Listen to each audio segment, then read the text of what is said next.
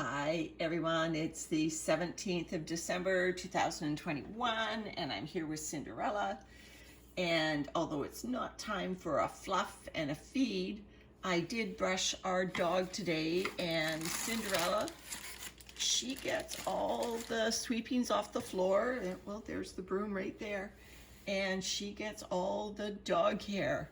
A lot of it comes off the floor, but in this case I swept, so I'm just checking back in. How you doing, Cinderella? Oh, we got some activity on the top. That's always a good sign.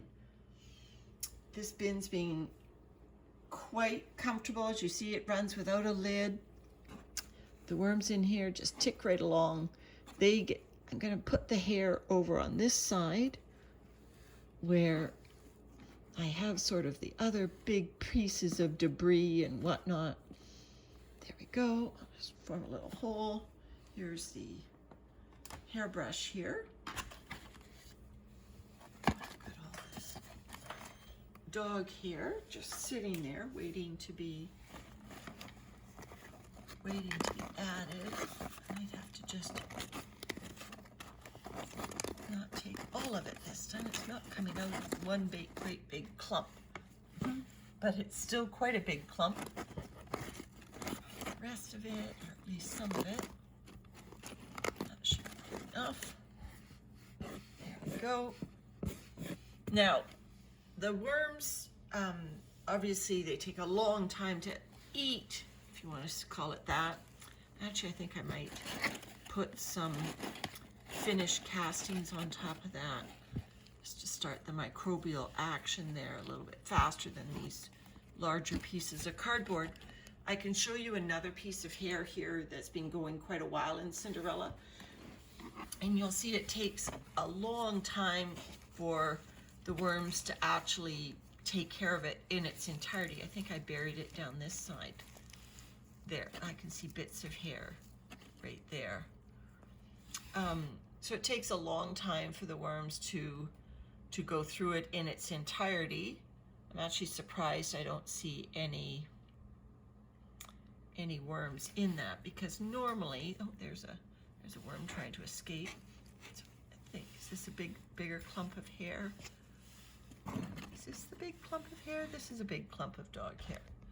So normally what you find is worms crawling through the hair. And I think it's because hair probably has a lot of bacteria on it.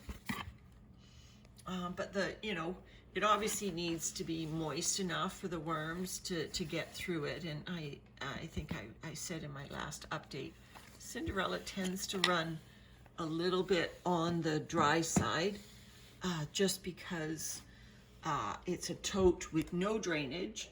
So I'm a little bit careful about adding anything that would make it too wet. You can see this cardboard is still damp, so it's not dry in here, but it's not dripping wet.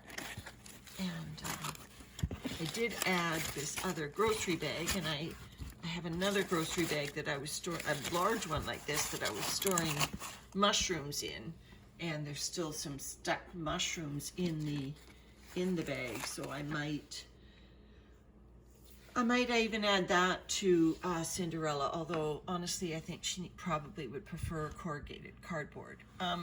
So this is the side that I'm hoping will finish, and you'll see that it's very it's damp to the touch, but it flakes very easily. There are still worms over here. Oh, there's one right there. So it's not as if they've abandoned this. I'm not attempting to do a migration. What I'm doing actually is I actually did do a feeding over here. To attract the worms back to this side, but I would like to start sifting this and harvesting it in the next few weeks. I think I did say to you that the castings are lighter in Cinderella than I find in my other bins, which is really curious.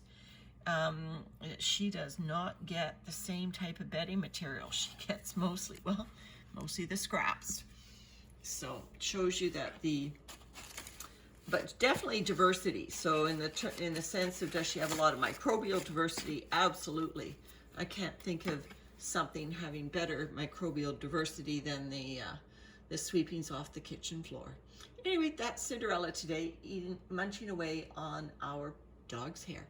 See you in the next video. Bye for now.